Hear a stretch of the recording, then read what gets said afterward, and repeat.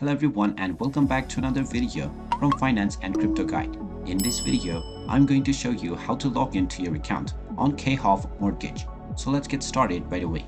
First of all, open up your web browser and then in the address bar type in khovmortgage.com and press enter. You will now be taken into the official website for K HOV Mortgage. Now in order to log into your existing account, click on the login button from the homepage and you will be taken into the login section.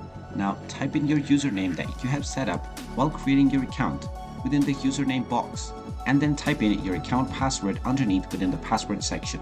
You can then click on the login button and you will be logged in to your K HOV Mortgage account right away. In case you have forgotten your password, click on the forgot username or the password option to reset these credentials. And there you have it. That is how easy it is to log into your account on K HOV Mortgage. If you find this video helpful, make sure you hit that like button and subscribe to our channel if you haven't done so already. Also ring that notification bell to never miss another update from us. Thank you for watching and I will see you again in the next video.